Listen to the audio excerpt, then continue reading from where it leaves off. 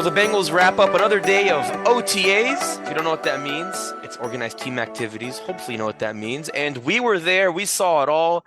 And there are some very important and interesting takeaways we're going to break down for you right here on this latest edition of the Strictly Stripes podcast. Welcome into another Taco Tuesday edition of the Strictly Stripes podcast. I tried to channel my inner LeBron there. Muhammad Ahmad here with you alongside Andrew Gillis and Mike Nislik. And before we get into OTA talk, I want to remind you all to tell us why you're a Bengals fan. Go to strictlystripes.com and there's a link that says why I'm a Bengals fan. Tell us your story. Click on it. Fill out the Google Doc form telling us when and how and why you became a Bengals fan. We're going to start sharing these responses in about a week and a half, maybe a little later. Don't hold me to it, but if your response is great, we might have you on this podcast. So make sure you fill out that form. So the Bengals kicked off OTAs Monday, but of course Tuesday was the one and only day that the media got to be there to see everything in action. So pretty much like their previous workouts they've been doing, it's just an hour longer basically, and it was outside in the heat.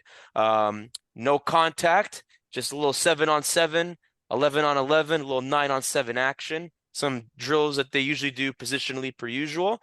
So you could say it was just a little, I think, a mini teaser of what we're going to get in training camp in a month and a half. And of course, we still have the mandatory minicamp next week, which we'll be at, and we're going to talk about that looking ahead a little bit. But Mike, you had some very interesting observations, kind of looking at some impact plays and some moments that I think really stood out from a couple guys today. I mean, what stood out to you? Who were some guys that you think are worth noting, and why does that matter? Well, I don't think it does, to be honest. I mean, the only thing, it was 10 plays. I mean, the point is they got to do something against the first team offense versus the first team defense, which we hadn't seen up to this point. They couldn't, that wasn't allowed in the first two phases. So they did it. It was just 10 plays. The backups got a couple as well, rotating in for a couple. I just wanted to know that there was 7-on-7s, but you can kind of see again how little they did. It was one period towards the end of practice. It was 10 plays for just the first team offense and first team defense. Nick Scott was held out for just precautionary measures as he comes back from that shoulder injury. So I mean, there's just not much real work. Not that they're not working. It's just a lot of mental reps. It's a lot of drill work. So it's just it's hard to take anything concrete from it. Just pointed out that Burrow was basically 8 of 10. The two incompletions were almost picks. One was by Mike Hilton and the other was by Jermaine Pratt. One was on the one with Pratt looked like a route was messed up, and that's one of the reasons they keep walking through this stuff to get these things right, because it was a miscommunication, it looked like, on the play call, and then the ball went to where the defense was and not where the offense was. But Irv Smith had the nicest catch of the day, kind of an acrobatic, athletic grab down the middle, the seam against Logan Wilson, kind of twisted in midair to grab it. He had about 3 catches during, like I said, of those 10 plays, and Jamar Chase had a couple grabs, but rookies weren't all, didn't get too much work in there, other than Jordan Battle, who stepped in with the first team defense. Because DJ obviously Turner. not at that point. No, he was with the DJ Turner did walkthroughs with the first team Right. earlier in the practice, not in the 7-on-7s. Right. So he was not there. So the 7 was because you're down Nick Scott, you're down Chidobe Awuzie. Dax Hill was at safety along with Battle. Had Alan George at corner, and I think Dax Hill played corner one play, but sort of a makeshift secondary as they wait for guys to get back. So you pretty much laid out literally, and that was actually a very good synopsis. I mean, you literally kept tabs on it. I mean, that's pretty much your basic bread and butter synopsis of what happened on Tuesday. And you're right, it really doesn't matter that much, at least right now. But you mentioned DJ Turner in the beginning, earlier in the first walkthroughs, he got some reps. Jordan Battle did then, and then later towards the end with the 7-on-7s. And, we've talked a lot about the Bengals secondary and how different it's going to be, but to kind of take it a step further, I mean, again, it doesn't matter that much. I want to keep prefacing that, but do you think for someone like Jordan Battle, who, like if you want Dax Hill to play loose, to take over, and be as athletic as he can be on the field in 2023. For Jordan Battle and DJ Turner to get those reps, is there some importance to that? And this is really for either of you guys. Like, is there some importance to that if you want to help Dax Hill be successful in 2023? Yeah, Either? yeah, for sure. I think kind of getting those guys reps early, I think that matters. It's going to be hard to kind of get first team reps once July comes around, you would presume. You kind of think about, where everything's at. I mean, Mike mentioned Nick Scott, he was out with per kind of precautionary reasons. I mean, obviously that can happen in training camp, but you're not going to do that the closer you get to the season. You're going to start to kind of ramp things up. So kind of getting those guys just getting their feet wet and getting them kind of involved in the defense. I think that matters a lot. Just, in terms of making them feel more comfortable. I'm not going to say it's necessarily translatable, to what the season is going to bring or anything like that. There's still a lot of questions, still a lot of things that those guys are going to have to work through. But again, I think that, just kind of any kind of work that you can give those guys, I think is beneficial, at least a little bit.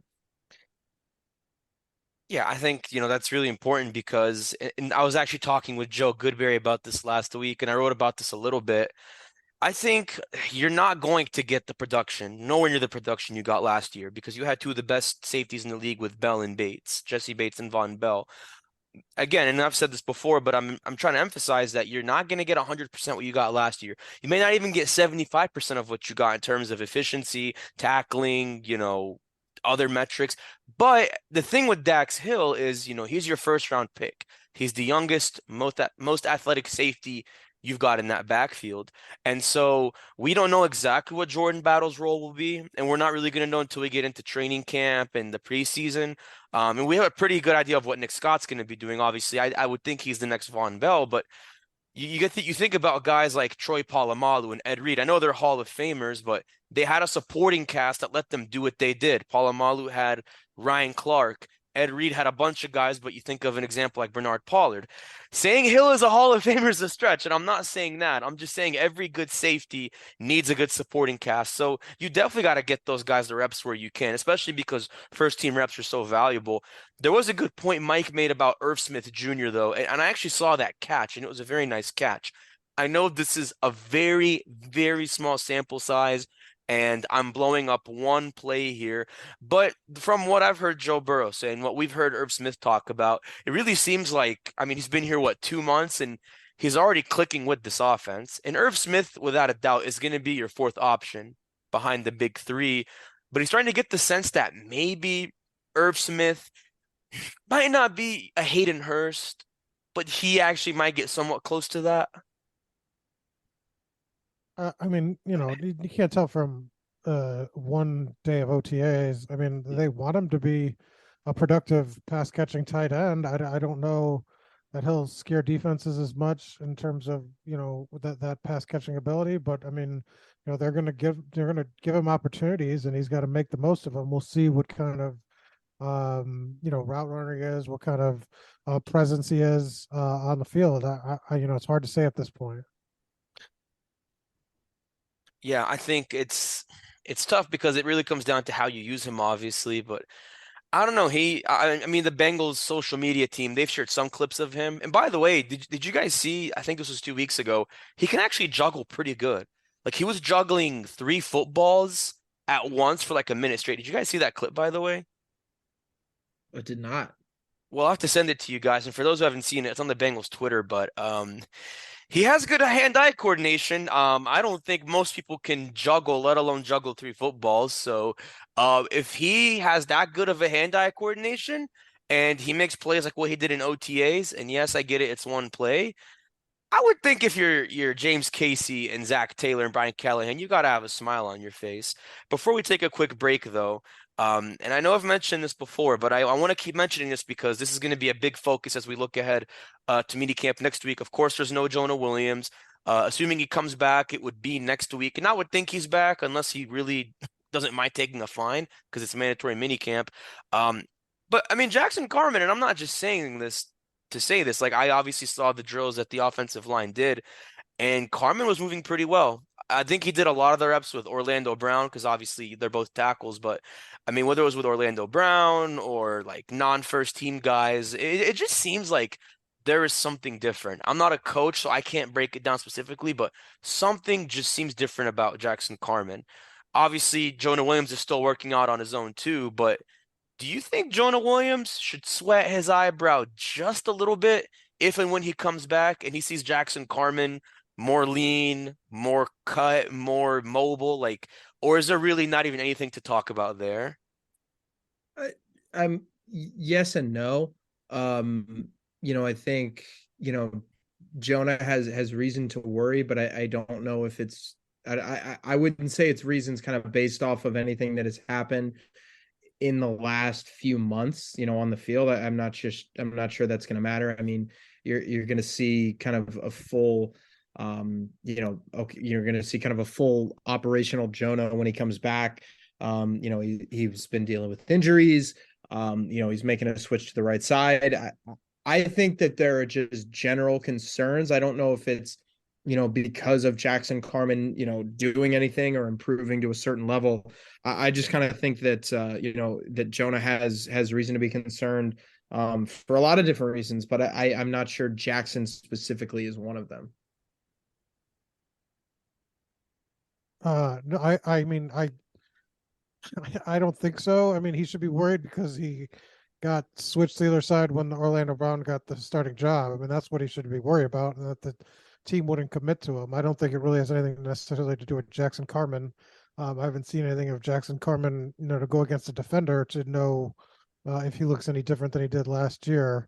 So yeah, I think that's a bit of a stretch. I mean, I think Jonah's more worried about the other stuff than who he's competing with. I think it's just sort of the general situation that obviously has left him without a starting job for sure. He's got to earn it. Yeah, assuming he is back next week, which again, I would think is the case unless there's really something there that he's willing to hold out for. And there's going to be a lot of questions that he's going to field, and he will be the center of attention, at least for the early part of minicamp next week, because it's 3 days, I believe, Tuesday through Thursday next week. So that's a whole nother conversation that we're going to get caught up on if and when that takes place.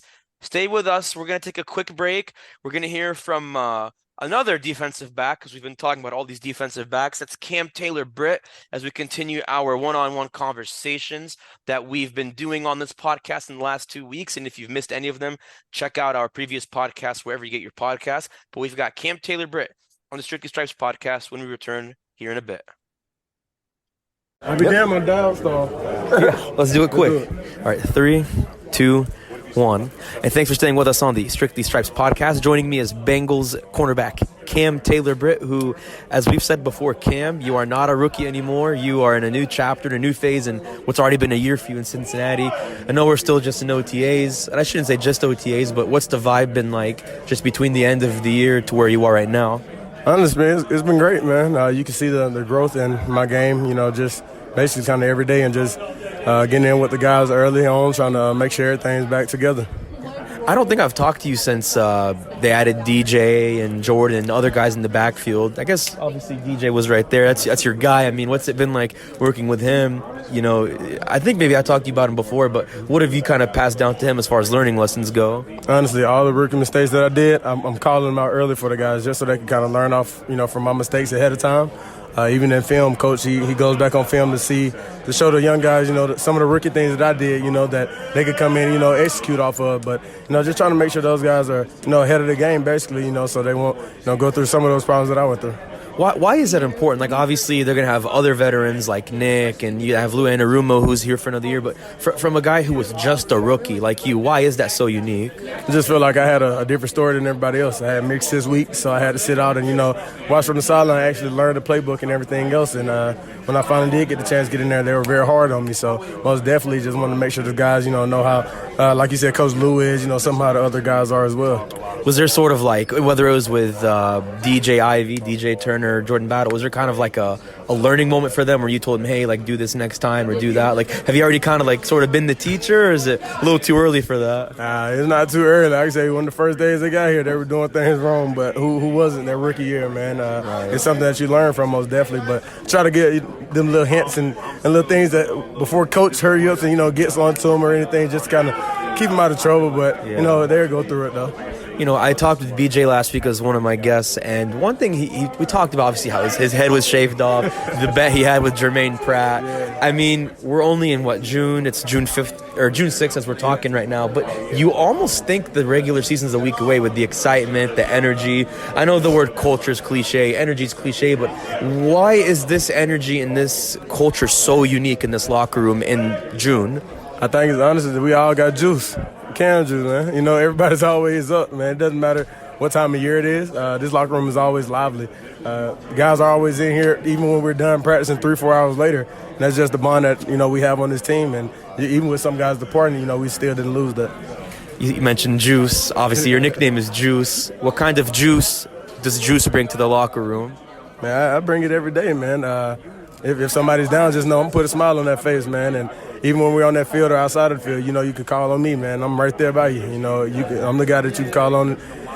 You in a bar fight, I'm right there. You know, anything goes down, do anything for my brothers. You know, I'm always up. I know your time is tight, so I want to just kind of wrap up with 2 quick questions. First question is, you've been in Cincinnati a full year now. I'd imagine you stay here quite a bit during the offseason. What does Cam Taylor-Britt like to do in his free time when he's not at the stadium, when he's not practicing? I think most of my teammates kind of tell you I play that game. I play 2K, which is basketball. I play that a lot. Just to bypass time. I'm not watching film or, you know, like I said, walking my dog. I'm on the game, man, and, you know, just resting. Are you on Twitch? Yeah, I try to go on Twitch from here and there. I do got a Twitch account or whatever, but it's this new thing I think Austin Eckler's coming out with, kind of like a Discord thing that I'm going to join. So, yeah, be on the lookout for that. I was going to say, you said you have a dog. What kind of dog? North American Mastiff. He's huge. His name is Zeus. He's 17 weeks. It's funny, Zeus. That's I was thinking of Orlando Brown. You said that because his name on Twitter is Zeus. So big dog, big guy. That's kind of funny. Well, Cam, appreciate your time. Never enough time on this podcast, but appreciate you joining us. Thank you so much, man. We'll be right back on the Strictly Stripes podcast. And thanks for staying with us on the Strictly Stripes podcast. So, pretty fun podcast. Had some fun with Cam Taylor-Britt. I feel like we talked about the serious stuff, the important part, the Super Football 101 stuff. But you know what? It's the first week of June. The sun is out. It's beautiful. I want to have some fun on this podcast. We always have some fun. Don't get me wrong. But you can always have more fun. You can never have too much more fun. And something I've been thinking about, I know people are talking about this and it's circulating, but as a football aficionado, I've been thinking about this.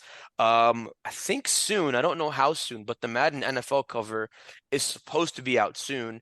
Obviously, last year it was John Madden, who passed away back in December of 2021. So, of course, no better way to honor the legend than by putting him on the cover. Now we're going to go back to the player side this year. Of course, Joe Burrow is one of the candidates in the conversation for being the cover. I know other names that have been tossed around are obviously Justin Jefferson, Josh Allen, Trevor Lawrence, and maybe 1 or 2 guys I missed. But jumping straight into it, should Joe Burrow be the Madden NFL cover this year? I mean, I think you would have to look at kind of the other options too. Jalen Hurts is right there. That's true. Justin Jefferson is right there. I think Josh Allen is right there. I don't know. I think he makes a case. I think you can get into, jersey sales and things like that, and kind of who does well. I think if I'm not mistaken, over the last couple of months, the Rodgers jersey for the Jets has gone nuts. I'm not saying you put Rodgers on the cover, but I don't think Aaron Rodgers has ever been on the Madden cover. Has he not? I have to look at that. I don't know. It's an embarrassing factoid about me, but I've owned every Madden since 2001. He's never been on it. He's never been on it. All right. Never been on it. Maybe Rodgers in a Jets jersey. I don't know. Barr was on it in a Jets jersey in 09. He was. I remember that. That was the first Madden game I got. It's crazy. Who was? Brett Favre on the Jets. So there we go. Just do that again. Just run back the Packers to Jets pipeline with the Madden cover. Problem solved, I guess. Yeah. Yeah, I mean, I think I mean, Lamar was on the cover one year. They obviously kind of like to go to stars, and typically stars are quarterbacks. You're not going to go back to the well with Mahomes, or at least you would assume. So I guess yeah, he's up there. I wouldn't be surprised if it's him. I wouldn't be surprised if it's not. Yeah. What do you, Mike? First of all, before I get your thought, do you play Madden? Are you? I know you're a video game guy, but do you play Madden NFL? No, not anymore. They don't change enough to. I mean, it's been the same game since. I mean, the first ones came out essentially. I mean, just the graphics are better, but I've not ever been impressed with sort of the changes they make. Microtransactions, the death of sports games. Terrible. So here's a look at the last covers, with exception to last year, obviously, because John Madden was the guy. So the year before that for Madden 22, this was an MVP edition because obviously Tom Brady and Patrick Mahomes were both on there. I don't think they'll do that again, at least not for a while. I just think that was a very rare and prime opportunity for Madden to do that. It was Lamar Jackson the year before that. Mahomes was on it the year before, so I think he's one of only like 3 players to be on it twice. Antonio Brown was on it the year before that, and then Tom Brady was on it again the year before that, going back to 2018. And then I guess if you want to go one more spot farther back, it was Rob Gronkowski in 2017. So you got, let's see, yeah, Brady was on it twice, Mahomes was on it twice. Brady's one of the other 2 guys to be on it multiple times. I still cannot believe Antonio Brown went from gracing that cover to literally just like self-imploding his career from there. I actually think Antonio Brown being on that cover is one of the biggest. I know people talk about this, but it's true. One of the biggest cover jinxes of all time. Do you guys actually believe in that stuff? Like, I'm not a superstitious guy. I'm Muslim, so I have a weird perspective on that. But do you all believe in the Madden jinx? Absolutely not. I just think that when you put somebody on the Madden cover, you're typically coming off. I understand that there have been injuries and stuff, but typically a lot of times it's like, oh, he slumped the next year. Well, typically sometimes when you come off your best season ever, you're in the running for a Madden cover. And typically when you have your best season ever, there's a regression coming. And I don't believe it. What also didn't Mahomes like win the Super? Like, I'm trying to think. Didn't like Mahomes win the Super Bowl the year after, or no? It was no, they did it the year after. There was one very clear thing that broke it, and I think, if I'm not misremembering, so let's see. I think he was the one that broke it. I'm pretty sure, or maybe. Well, no, I don't think Lamar would have broken it because after he was on the cover, he got hurt. So actually, no, Lamar's part of the jinx. I guess. I don't know. Well, Brady and Mahomes were both on it in 2021 or after the 2021 season. So, or no, going into the 2021 season. It's tricky because 22-21, they were both healthy that year. That was the year the Bengals went to the Super Bowl. They were both fine. So I guess they were okay. Mahomes was okay the first time, but yeah, Lamar Jackson, Antonio Brown, they couldn't catch a break. So I don't know. Does that mean Joe Burrow shouldn't be the cover? Just kidding. I don't know. I don't believe in all that. I just want to, let's see here. There's some other things, obviously, I'd like to talk about because, again, we don't talk about this stuff often, but it's summer, so it's a good time for it. Well, first off, I know you guys aren't big basketball fans, but NBA Finals 1-1 series. Game 3 is Wednesday. You guys got the Heat. You think they're going to make the comeback, or you guys like the Joker? I mean, the Nuggets are. I think. I mean, they're the best team in the NBA. The Heat are kind of on a heater. Obviously, I would like to see the Nuggets win. I would like to see Jokic get a title. I mean, I wouldn't be opposed to the Heat winning. I think that'd be a really cool story. But also, I mean, I'm kind of rooting for this in the Stanley Cup final as well. I just wanted to go to the Game 7. I would like to see a fun, entertaining series that gets to 7. So I don't know. I have watched the finals. I am excited to see Game 3. I just hope I don't really care who wins. I just I hope we get to 7. I could not tell you anything about the NBA finals, so I'll pass. I know a while back we talked about, will a 7 seed in the NFL ever make the Super Bowl and win it? I think if the Miami Heat do the unthinkable and win the finals, now the next question is, okay, when is the 7 seed going to win the Super Bowl? A 6 seed has done it. The Packers, I think, last did it in 2010. Now I want to see, okay, if and when will a 7 seed do that in the NFL?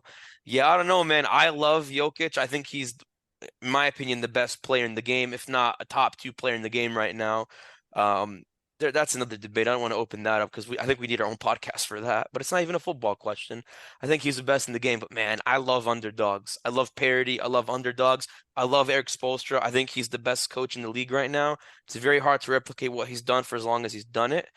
So we'll see, man. Game 3 Wednesday. You can catch me watching that.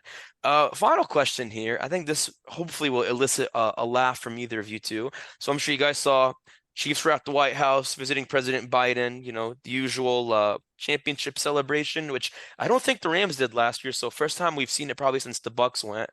And I'm sure you guys saw where Travis Kelce went up to the podium, Joe Biden's podium, and was like, yeah, I've been waiting for this moment. And then Mahomes just like says, oh, sorry. It's almost like, God, I thought like when I saw that, it's like some dad trying to tell their kid, no, son, don't do that, which I thought was hilarious.